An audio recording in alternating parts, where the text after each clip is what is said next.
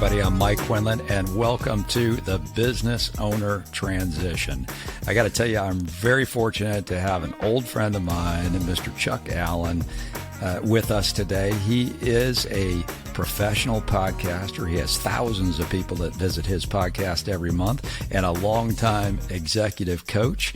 And Chuck is going to be talking to us today about a couple of things, a little bit about what he does now and how he got there, and how he went from making that cool change that he made, and then also how we incorporate the success formula into BOTA, the Business Owner Transition Academy, into successfully helping people reach that elite exit. Remember now that only about 3% of all business owners that go out there and start a business, they take it all the way to the end, actually achieve the elite exit. So 3%, it's not a big number. And what is that elite exit? It's these three things. First, maximizing value. Second, doing it on your own terms.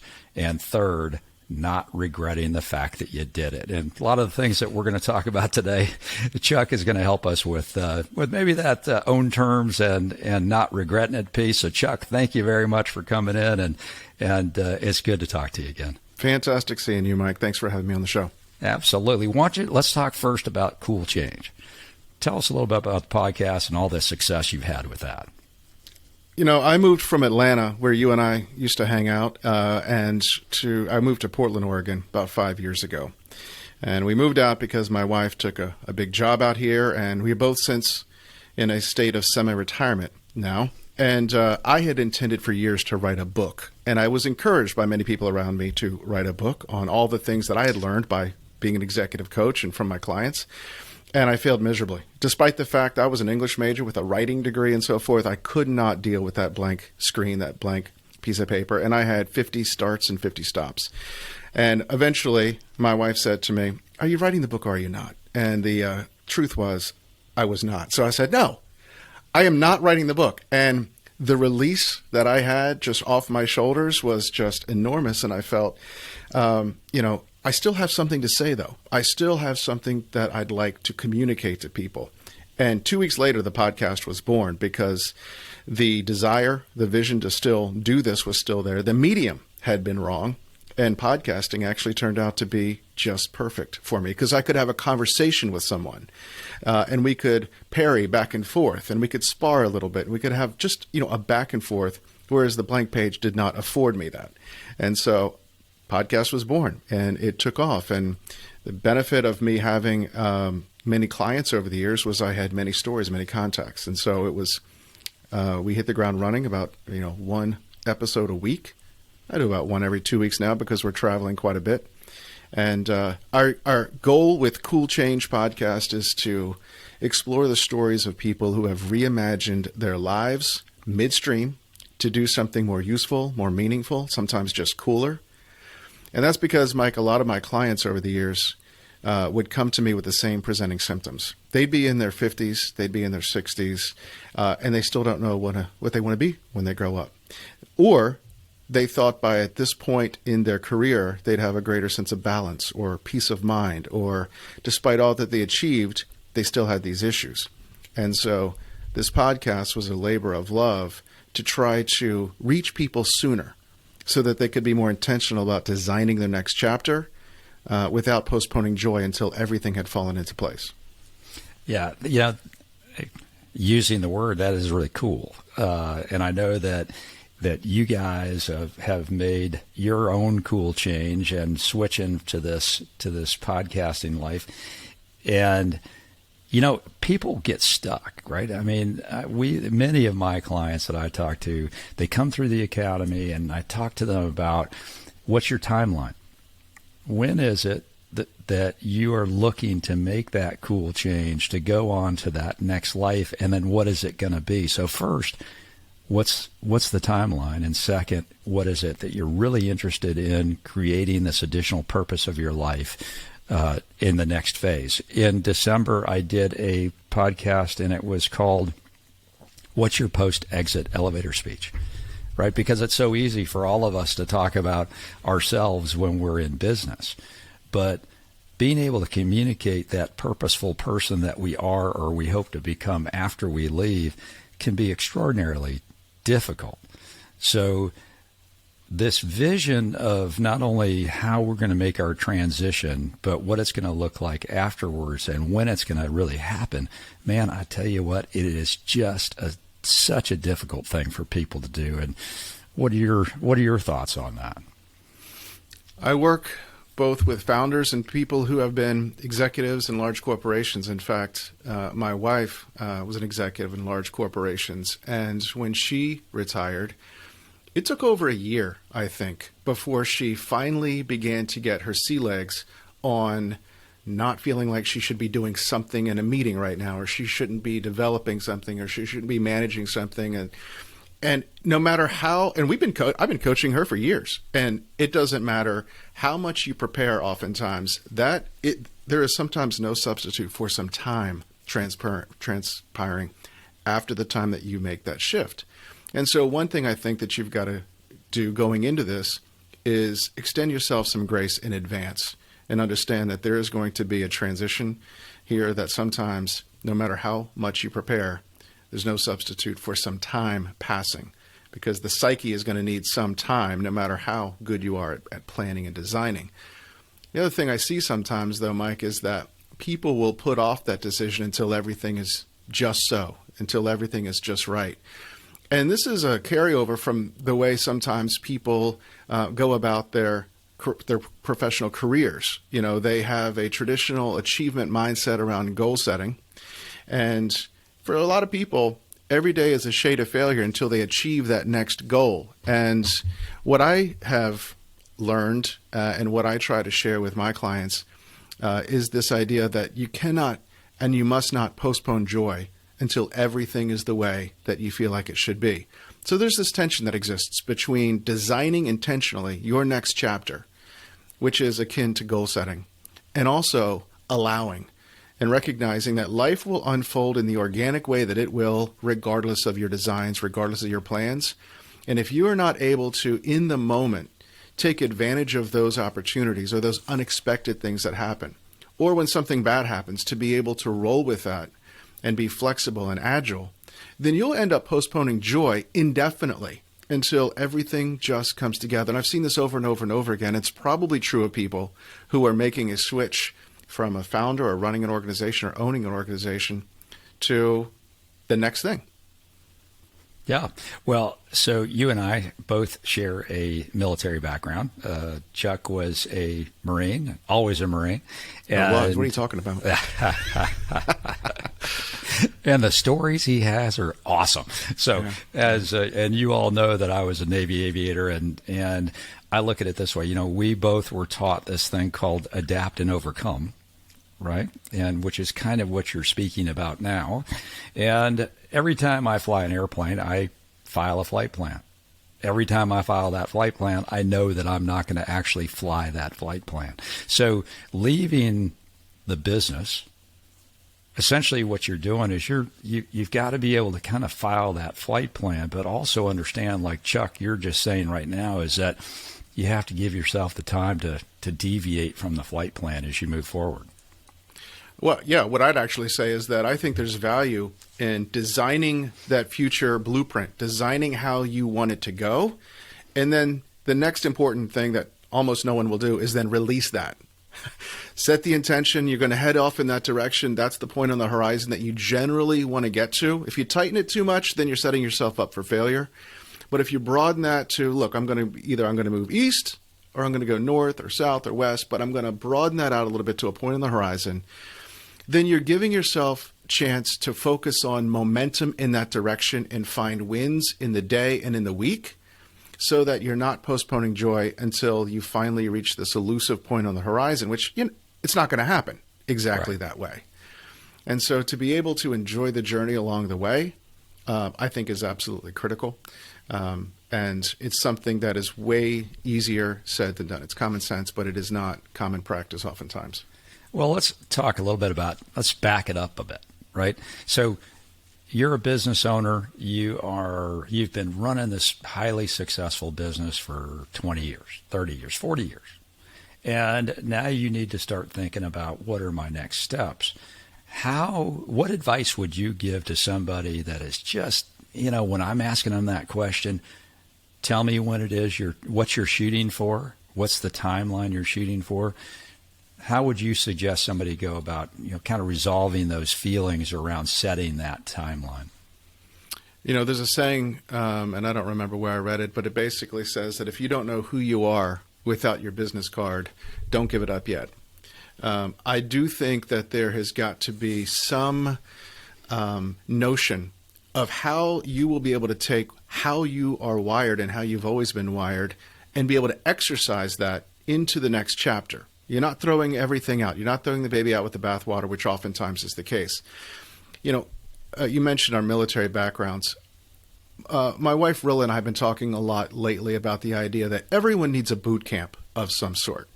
For me, it was actually boot camp. It was Parris Island, South Carolina. For other people, it's going and getting their undergraduate degree or maybe their master's degree, maybe a postgraduate degree, or it's working at one of the big four consulting firms for like 2 or 3 years and just working 70, 80 hours a week and everything. But the point is, we invest hard energy early on in our careers. The problem is that many people, particularly people who have founded their own organizations or at the helm of an organization, they never leave boot camp. They have for many, many years continued to be in that boot camp environment, and in some ways they thrive off of it, but to step outside of that is a very radical change. And so one thing that I like to do is forget for just a moment some of the grandiose long-term plans, and I like to bring the headlights a little bit closer and say to people, listen, can you envision your ideal day in the next chapter? Let's just set aside everything else for just a second. And I mean, really, what time would you like to wake up, ideally? What would you like to see first? What kind of coffee, if any, would you like to drink? What would you like to be hearing? I mean, let's just craft this thing down. And what time would you like to knock off work for the day if you're working? One thing I also like to do in that exercise is come up with just a couple of design principles. So when I left corporate America 10 years ago, I had spent, 25 years or so in Fortune 500 companies as an executive myself. And when I came outside of that and didn't have anything that structured my time, I went to a trusted friend and I said, look, I can do this a couple ways. I can find a glorious next role of some sort, and inside of that role, try to carve out a marvelous existence. Or what I'd rather do is design the ideal day and attempt to live that tomorrow, and then attempt to live it the next day, and then again the next day. And his counsel to me was begin with the day, because it always devolves down to the day. So that's what I did. And I said, what time do I want to get up? What time do I want to do this? What time do I want to do that? And I had a couple design principles. Every day, I wanted to generate some content of some sort, and I wanted to have an interesting conversation with a fascinating person at least once a day. And so I incorporated that, and just the next day started doing that, then the following day, then the following day. And what you find is that when you do that, you begin living your ideal existence, and it begins to unfold in a very organic way, and you don't have to necessarily know how exactly it unfolds. You just have to understand the fact that you are living your ideal existence as you have designed it, and then you're allowing things to occur as they will. And for me, that's been a nice balance. And for many of my clients, it's been a nice balance to think about. Hi, my name is Mike Quinlan, and welcome to the Business Owner Transition Academy. Our mission is to help you join the elite 3%. You see, only about 3% of business owners exit their business maximizing value on their terms and without regret. To achieve an elite exit, you must have elite preparation. An elite athlete would never enter the field without first practicing, preparing, and with purpose. So why would you sell your business without elite preparation? The Business Owner Transition Academy helps our clients with elite preparation in 2 ways. The first is through education, with live cohorts or online instructor-facilitated courses. The second is through consulting, coaching, and mentoring. We use a proven 5-phase process, the I'm Good checklist, and our unique success formula to prepare you to enter the 3%. So don't just exit your business, create an elite exit. with the Business Owner Transition Academy. Tell me about, you've got this concept about leveling up. Tell me about leveling up.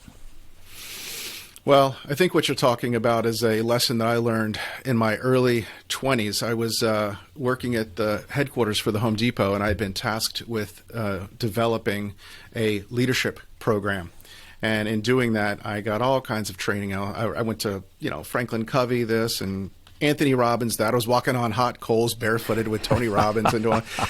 And one of the things I learned back there was a lesson from Tony Robbins, and he called it the quality quantifier. And the bottom line is, and I won't bore you with the entire story, the bottom line is that one of the stupidest things that we as human beings do is we go into our lives with these grandiose plans and goals and so forth, and we don't pay attention to the day in, day out insignificant moments that make up 99% of our existence.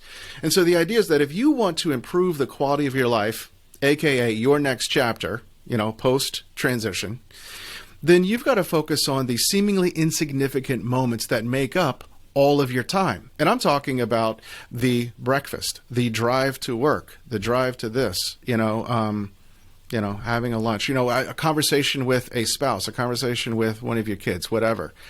Those are the things that make up our time. And a lot of times what we'll do is we'll focus on that moment of transition, the day we sell, the day we buy, the day we divorce, the day we marry, the day we have grandkids, the day we have whatever. And we kind of build our life around those big moments. But those big moments really are nothing more than the punctuation at the end of a very long sentence. If you really want to change the quality of your life, you focus on the letters, the words, the spaces of those sentences, and you build a better sentence. And then every once in a while, punctuation is going to come along. Sometimes it's going to be good, sometimes it's going to be bad, but it will be nothing more than a moment in time before you're right back to all of those other things. And so Tony's point of view was, look, let's just give it a simple quality quantifier. In the next seemingly insignificant moment that I have, the meeting, the phone call, the drive, the whatever, where am I on a scale of 1 to 10 in terms of the quality of that experience? Do I feel like I'm dreading it? 2, a 3? Or do I feel like I'm very excited? It's going to be the most amazing experience that I can imagine of that type. It's going to be a 9 or a 10.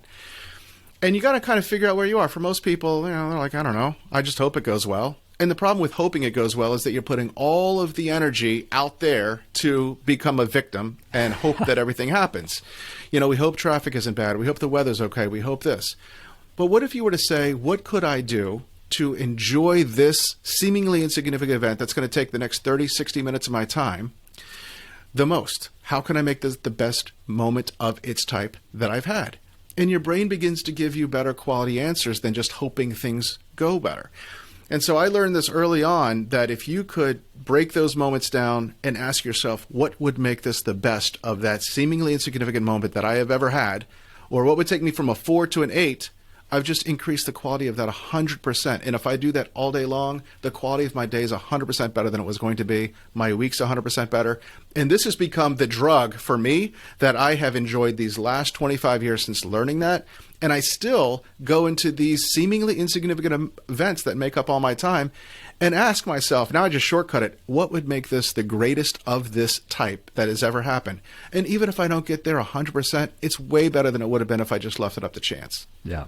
Hey, I love it when you talk about making breakfast and going, hey, if this is, I'm just going to make these eggs, but okay, I could just eat them. But now, if I level them up, just think how much more I can enjoy these things. It's an experience, right? Right. So we've talked about, this is kind of a mindset shift, right, to how we're going to do this. We talk a lot about elite preparation in the academy. So in order to have an elite exit, you have to proactively conduct elite preparation over time to maximize value on your terms and to exit without regret. It's not an easy button issue, right? So it's not like you're going to, so many business owners come to me and they tell me, yeah, I'm going to sell the business when I'm ready to sell the business. I'm just going to push the easy button and it's all going to be good. And obviously that doesn't work out generally very well. The odds are stacked against them actually achieving that elite exit. As we talked about earlier, only 3% actually do it. So if you were thinking about elite preparation over a period of time, over that 24 to 36 months prior to the pulling the trigger timeline, right? How would you talk about maybe a mindset change that is similar to the leveling up conversation that we just had about your business, right? We've got value drivers in our business. We have this thing called the I'm Good checklist, right? Which are the key value drivers of your business. So increasing cash flow, institutionalizing management, top line growth, optimizing financial statements, documenting operations, and then diversifying customer base are all broad categories of major value drivers that business owners have complete control over, right? But don't work on. Yeah. So, and they don't work on in any systemic way. So how might you convert this mindset to the mindset of every day knocking off something different about increasing value in your business? Yeah, Mike, I think it is a mindset. And the thing that comes to me first is most people think that change is about new beginnings. I'm going to start doing these new things. I'm going to start doing these different things, whatever. But change done well begins with endings. You have to start ending some things first to create malleability and space in your schedule for the new things. It's the same as if I took my iPhone here and, if you kind of hold one of these little things down until everything kind of gets jiggly. Now we can kind of move the icons around. But until I do that, there's a system in place. It's frozen in place. The structures and the ways that I think and the way that I conduct my time is frozen in place because it's part of a system that I've built over time. Systems conspire against change. And so if we're going to change the system, we have to thaw it out. We have to make it so that they're, jiggly icons that we can start moving around. It'd be like if I'm getting ready to come home from work and my wife says, hey, could you, we're going to have hamburgers tonight. And I'll be like, great, I'll throw them on the grill when I get there. And I come home. If there's a block of frozen hamburger meat and she's like, yeah, just start whittling it off of there, whatever. If we had thawed it out, I could take this thing that is frozen in place and I could shape it into something else that we want to have happen. So what we have to think about in terms of mindset is the way that we've done things for a very long time is a frozen state. It's a frozen state of hamburger meat at that point. We can't just start chopping things off without thawing things out.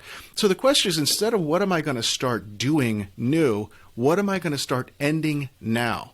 What are some things right now that I have to start giving away, stop doing? What is on my stop doing list? It's more important than my to-do list about the new things, because I've got to create some oxygen and some space and some malleability to begin to shape the new future. Does that make sense? I mean, does that resonate at all with what you've seen? Yeah, absolutely. I think that people, they get into this circle, right, where they are at status quo. They sometimes stick their toe in the water a little bit to maybe attempt to see what kind of change might be out there. I mean, they start thinking about it, and then they may even start going in that direction, doing a little investigation. But man, do they snap back to status quo quickly, don't they?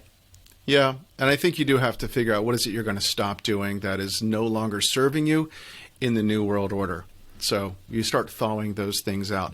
And that means, if you really want to hold yourself accountable, you need to build some shared accountability with some other people who will not allow you early on to even snap back to some of those same habits that you've got going on right now, because you're going to need to have some small wins and build some momentum and become very good at building that muscle of not doing before you start building the muscle of designing the new things that you will do. Yep. And so I think stopping is a good idea. Well, and you just said something that's really important is in what you've done your whole life, the coaching and mentoring piece of what you've done and becoming an accountability partner for your clients. And with what we do in the consulting piece of the academy is, in phase 1 and 2, that's all the blocking and tackling, right? We're out there, we're assessing people and their business ready to go. We are documenting and codifying this plan. And then we get into the coaching and mentoring piece in phase 3 and 4 there, where we are being that accountability partner for the owner and the management team to implement and really stop doing some of the things that they maybe don't need to be doing in the past. Stop being the CEO. Stop being the president, right? Yeah. Put somebody else there, and let us kind of hold you accountable for doing what you said you're going to do, so that we can improve some of this stuff. And I tell you, it's interesting. I often get owners, and this may resonate with you, that will call me and ask me to go have lunch with them or sit down and talk with them, and they just want to talk with somebody on a peer level about their business and how they're feeling about their business, in order to kind of make that change, right? In order to give themselves a license to stop doing things and start doing different things. Right. I've never met an elite anyone who did not have an advisor or a coach walking them through it, whether they be a business executive, a founder, whether they be an athlete, whatever. Elite anyone requires external viewpoints looking in, because you are one person, and no matter how good you are and no matter where your heart is, you're only one person, and you'll never be nearly enough. You ran organizations that required many, many different views and perspectives. What makes us think that we can run our private life somehow differently when we've been accustomed to that level of counsel? And so we need that counsel to help us get through to the next side, and maybe even beyond that, for accountability and just an external viewpoint that helps us see it differently than we can see it on the inside. Yeah, I agree 100%. And so I'm going to put you on the spot here for just a second. You have interviewed a bunch of people that have made some really cool changes in their lives, and have left businesses or have created multiple businesses and done things they never thought they were going to do. What is your best story about a business owner that has gone away from running something that they've loved for a long time and made that cool change, and really is not even looking back? Something that comes to mind is a guest that I interviewed about a year ago, a guy named Pete Gumbrecht, who was in finance.